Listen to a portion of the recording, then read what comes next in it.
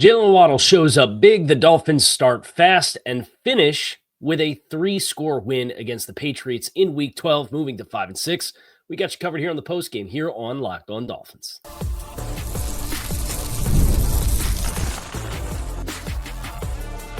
You are Locked On Dolphins, your daily Miami Dolphins podcast, part of the Locked On Podcast Network, your team every day.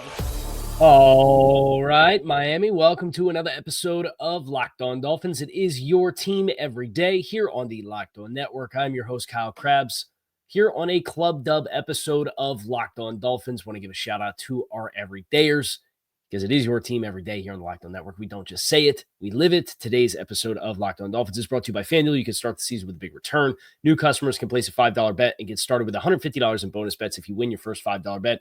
Visit FanDuel.com to get started. Let's get started on this post-game Victory Monday episode of Locked On Dolphins. I got the lantern lit in the background for the dub. Miami, their third consecutive win. They win against the Patriots at home by a final score of 34-15 in the game that looked like it was going to be a rout early on. I think for all intents and purposes, this was a very one-sided affair between these two football teams. Miami outscores the Patriots in the second quarter by a grand total of 24-0 in the second quarter. The second and third quarters combined, you outscored them by a score of 31-0. Patriots get two scores, 2 touchdowns, and a 2-point conversion in the fourth quarter. It really felt like they had to empty the chamber to get that done, though. Their touchdown that they scored offensively came on 4th and 15 from the 38. You had a coverage bust on the back end with Drake May getting outside the pocket, throwing off his back foot. Kind of like what goes around comes around on the Jonnu Smith play last week against the Raiders to kind of put that game on ice. Similar kind of play where the coverage just drops the guy, turns him loose. May sees him late, cuts the ball down the field, and that they go for a 38-yard touchdown. And then, of course, the Dolphins, they would go punt, and then they'd force a turnover on downs. And the Dolphins would put Skylar Thompson in the game with 11 minutes left in the fourth quarter. And I said to myself out loud, just please don't ask him to do any forward passes. And they muffed the handoff exchange with him and Jalen Wright, and Christian Gonzalez runs it back 63 yards for a touchdown for the other touchdown on the game. So all things considered, there's some good, some bad, and some ugly. And I think having kind of a sobering second half for the Dolphins with how hot they'd been, with how they finished hot, or they played hot offensively against Buffalo, and then they played hot against the Rams, specifically in the second half offensively, and then they go hot and don't punt against the Raiders, and then they start the first half really hot against the Patriots. I'm glad there was like a little bit of muck that you got to sit here and eat if you're the Dolphins to kind of get yourselves reacclimated and realigned for the big test, which is a short week on the road on Thursday in Green Bay on Thanksgiving, cold weather game, all that stuff. We'll talk about that later this week because right now we're focused on the win itself. I'm going to spend a little time here at the beginning of the show looking specifically at the offensive side of the ball and the performance. And this is going to be known thus far this season as the Jaylen Waddle game. He caught 8 out of 9 targets for 144 yards and a touchdown. Number of explosive plays down the field, a couple of good adjustments against one-on-one coverage down the field, a couple of good run-after-catch opportunities that he's had. Jonnu Smith, kind of the effective counterpunch. He had the most targets of any player on the team, 9 for 87 and a touchdown on 11 targets. Tyreek Hill, efficient, but not necessarily the most explosive version of himself. Tua finishes 29 of 40 for 317 yards, 4 touchdowns. Was sacked twice, so that's an 0 for 1 on my bold predictions from the Friday show, and I said the Patriots weren't going to sack the Dolphins, but Tua had to move off his spot a little bit, and the Patriots, I think, did a pretty good job of plastering some of those looks on those extended plays and then not wanting to take any unnecessary risks with the team up high in the score total when a lot of those opportunities came throughout the course of this game. I'd be interested to go back and check the tape for Patrick Paul, who got a little bit of run for Teron Armstead. It was a game-time decision. He played. Dolphins got up early. You saw Patrick come in a little bit later in the game. Struggled to run the ball. Really, the kneel downs at the end, they took 3 knees for minus, I guess it's technically minus 3 yards. So they finished 21 for 68 I'm not a math guy, but I do have a calculator. So that is a smooth 3.24 yards per carry. It's not great. It's not what we're used to. Felt like the Patriots, from a box count and congestion of the intermediate and shorter areas of the field, was a little bit, they played you a little bit tighter. And I don't think that's a coincidence why you saw Tyreek Hill get a 20-yard reception in this game and Jaylen Waddle got a 29-yard reception in this game. Like, you got some chunks through the air and hit some of those honey hole type of throws and holes in zone coverage because they tried to structurally play you a little more differently than you've been acclimated to teams playing you thus far this season. Now, still a very efficient performance for Tua Tagovailoa, who is on one of the best stretches of play in his entire career as a member of the Miami Dolphins and as a professional quarterback. But I think it's fair to walk out of this game and look at the runs and where the runs were successful. And Jalen Wright finishes 4 yards per carry on 7 touches. Raheem Mostert on the back burner again. I think that's the biggest surprise for me is Raheem Mostert still in a reduced role after the fumbles. And I kind of expected they were going to sit him down for a stretch and then he'd go right back in and be the number 2. He's definitively the 3rd guy on the depth chart here. Jalen Wright has the fumble. Skylar Thompson, I want to see that exchange on film before I determine whose fault between Skylar Thompson and Jalen Wright that individual play was. But one of the biggest takeaways I have from this game offensively is, like, if you can sign Daniel Jones, the former Giants quarterback and top 10 overall pick, he's not a good starting quarterback. But, like, Skylar Thompson went in the game and I held my breath. And you had no sense of relief that in the fourth quarter of a game that you're up 3 scores on, 3 touchdowns on, you have to put your starting quarterback back in the game to finish the game. That's not good. It's not good. So there's plenty of good from a ball distribution standpoint. Again, we were efficient. We had Waddle, Jonnu, Tyreek, Devon, Durham Smythe, Julian Hill, Malik Washington, Raheem Mostert caught the ball. It's 8 guys that caught the ball. Odell Beckham went 0 for 3 on his targets, a couple of tight window throws, a couple of good plays in coverage. But nevertheless, that's the element of Odell that I think he definitively is the best at on the team, is like those tight window hands catches and congested coverage. So it was a little bit of a bummer to not see any of those things pop for you. But you saw some creativity, some more creativity with Jonnu Smith. Devon Achane gets 2 catches in the passing game. All of those graphics about how many consecutive starts has it been since quarterback X has thrown for 3 touchdowns. Well, Tua took his name off that list last week, and then he goes around, turns around, throws for 4 touchdowns in this game. So do I appreciate how the short and timing passing offense can serve as an extension, like Mike McDaniel talked about, for the run game? Yes. Would I be lying if I told you that they continued this now 3 consecutive weeks where the running game has just not really found its teeth without Austin Jackson? If that's a concern to me, I would be lying if I told you it's not at least of some level of concern. Now, I think there's going to be a lot of games that you play between now and the end of the season. You can mask that, right? But a game in a cold weather environment in Green Bay on Thursday is a great opportunity to kind of take the next look and ask ourselves, can you run the ball? How well can you run the ball? And if not, how efficiently can your short passing offense be? And if teams choose to overplay that, can you hit the plays on a road environment to take advantage of it? Like, it's a big litmus test for, like, the relevancy of the Dolphins. Of course, winning 3 games. I think they have a quality win in that stretch with going on the road and beating the Rams. If they go on the road in Green Bay and on a short week and beat the Packers too and move to 6-6, I certainly think that changes the dynamic of this football team and eliminates some narratives, all of those things that you're considering that were the knocks on the team last year, right? If you go do that, these are the games you have to take care of in clean business, and they did that. Especially early. The second half definitely felt like this team took its foot off the gas, though. Felt a little bit like Houston 2022. I don't know if you guys remember that game, but Miami was up big. It might have been 30-0 at halftime. And Tua kind of takes a weird end of half exchange, takes an ugly sack, almost gets his leg caught up underneath of him. You kick a field goal, and then you kind of putz and fart around. And like you look up and it's halfway through the second quarter. It's like a 2-score game and they have the ball. And you're like, oh, this is a lot more stressful than it needed to be. That's kind of what this game felt like for a moment there, as there were some negatives that piled up. Those are things you have to clean up. It's a nice reminder of the urgency that's required to play a full 60-minute contest. But those kinds of corrections are always a lot better to make in a win than they are in a loss. So let's talk about the defense side of the ball. That's coming up next here on this episode of Locked On Dolphins. Make sure that you stick with us.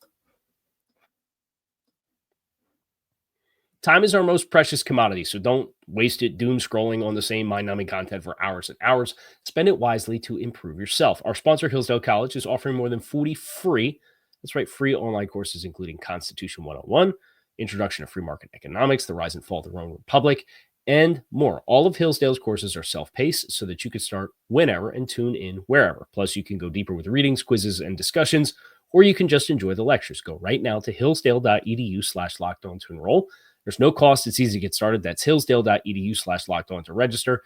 hillsdale.edu.com/lockedon. If you're looking to get into the game, whether you're watching on Sunday, you're getting ready for Monday Night Football, Club Dub episode, I know everybody tunes in different times. You're welcome whenever. But if you want to take advantage of some of this football action and all sports action, PrizePicks is the best place to get real money sports action. With over 10 million members and billions of dollars in awarded winnings, PrizePicks has made daily fantasy sports accessible to all. You just pick more or less on at least 2 players for a shot to win up to 100 times your cash. Run your game all season long on PrizePicks. You can now win up to 100 times your money on PrizePicks with as little as 4 correct picks. PrizePicks offers an injury insurance policy, so if one of your players in your combo goes out in the first half of a game and does not return, PrizePicks will keep your lineup live.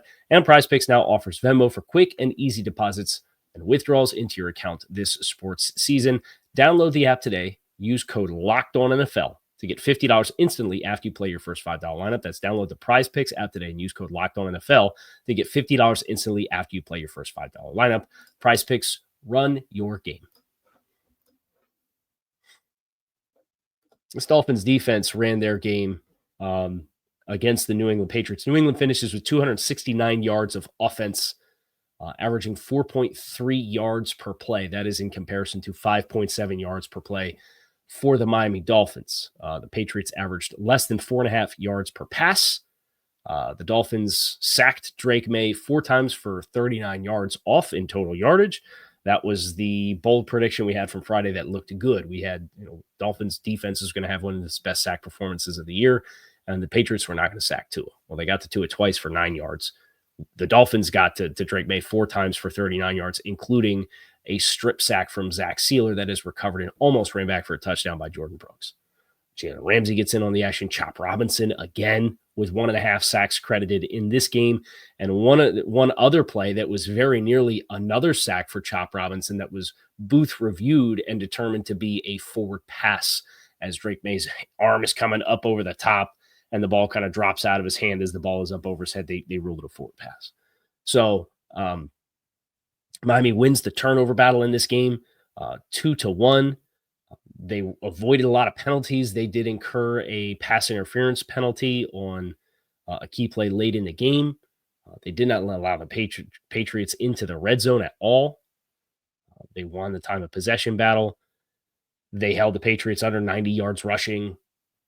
They held the Patriots to 4 of 17 on 3rd and 4th downs. There's a lot of good as far as like the metrics defensively for the Dolphins. And I think the most encouraging thing, or the most discouraging thing, I should say, was that the Dolphins watched Anthony Walker leave this game in the first half with what was declared a hamstring injury, and he did not return to the game. It's not great because Walker's been a very stabilizing presence within the Dolphins' defensive depth chart in place of David Long, who the team cut and landed on the Detroit Lions practice squad. But what I will say is Tyrel Dotson looked pretty good.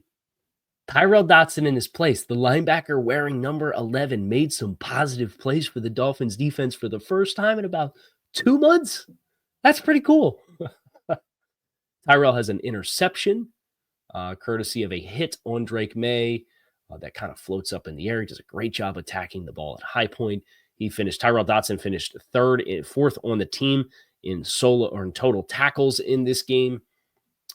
And this was a player that was very productive for Seattle. I think and there were parallels to the defense that was played in Seattle and Anthony Weaver's defense here. So not a surprise that there's been some fast track to getting up and running, but that's a promising development for the Miami Dolphins is Tyrel Dotson coming in, kind of showcasing that the productive player that he was in Seattle, he's potentially capable of being for you here as well for the Miami Dolphins.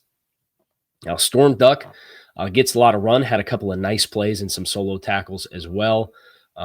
You had some leakiness in the run game. There were some chunk runs. You had Jermichael Hasty had a run for 15 yards. Antonio Gibson had a run for 14 yards. So I'm a little surprised that they popped off the way that they did for a couple of the chunk gains that they got on the ground. But again, you still held them just it was below 4.2 yards per carry. That's honestly one of the worst figures that you've had in a good stretch, and it yielded, because of the game script, less than 100 yards rushing. So I appreciated the way the Dolphins, after playing the Raiders, I don't want to say passively, but they were pretty close to the vest, it felt like, against Las Vegas. You know, they were content to play a lot of zone. They were selective with their man matchups. You could tell that they liked a lot of their coverage matchups a lot more in this game than what they did against the Raiders with Brock Bowers, with one guy that really moved around. Like Austin Hooper had a productive day, but 38 of those yards came on one play on a fourth down. He goes 4 for 59 and a touchdown.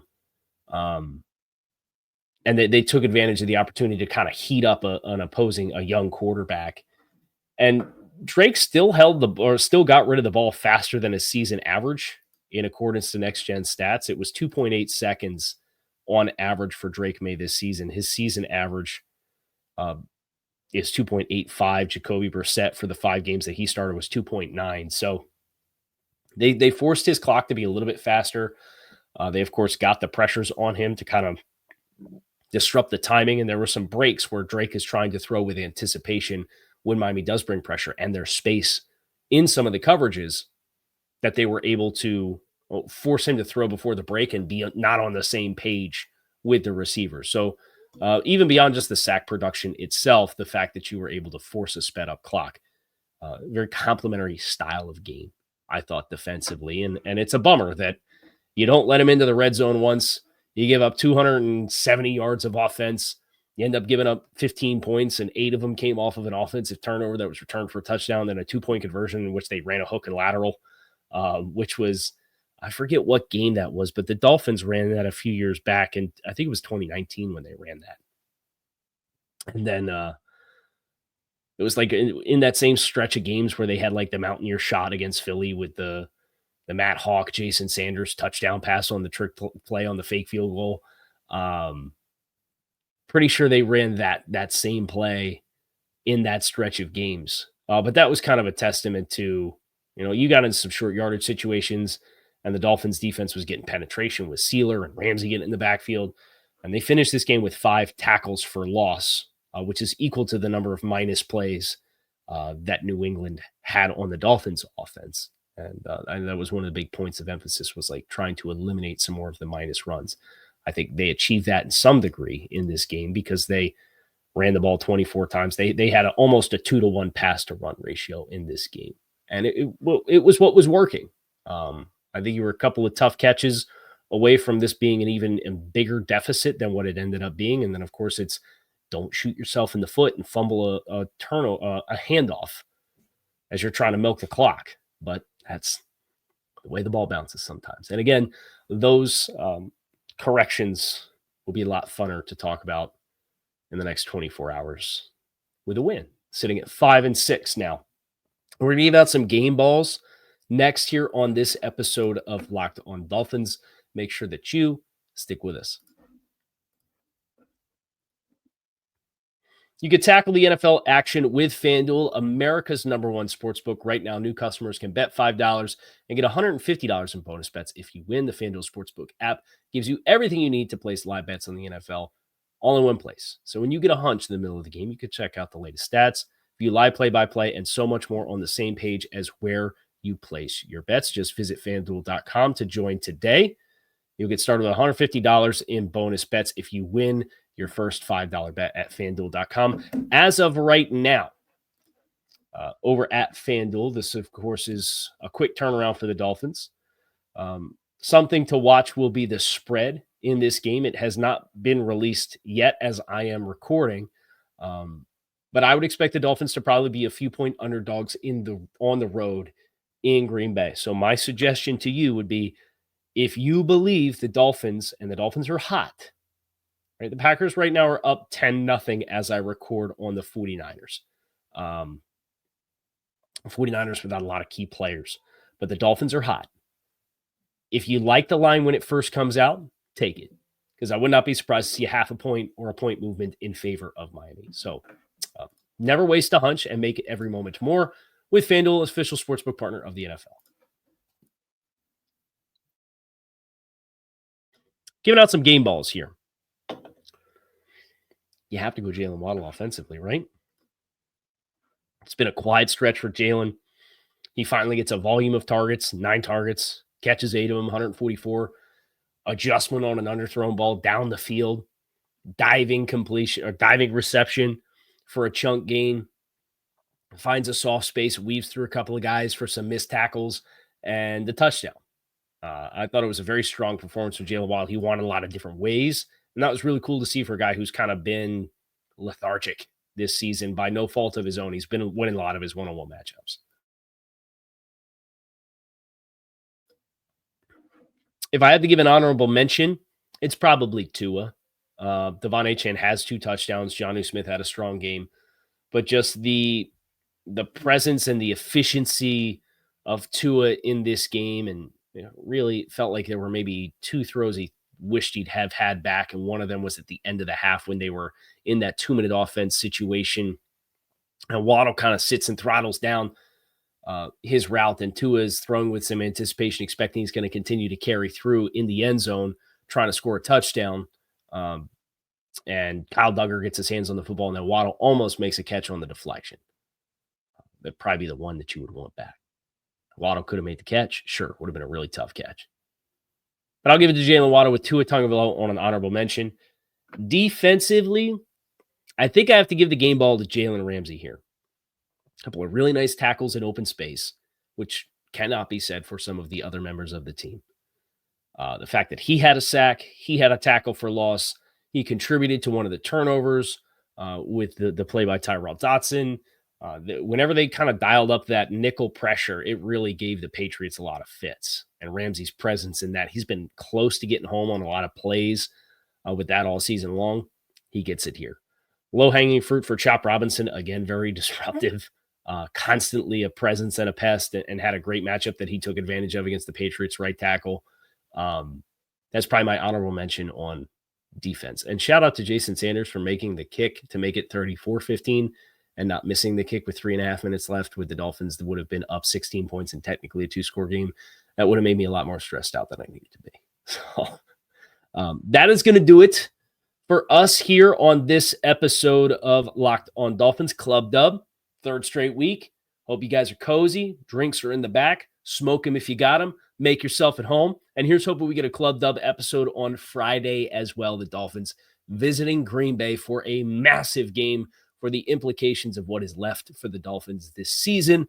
We will be previewing that starting tomorrow here on Locked on Dolphins. I'm Kyle Krabs. You can keep it locked in right here on Locked on Dolphins. Appreciate you guys checking out the show. Make it a great rest of your day. I'm out of here.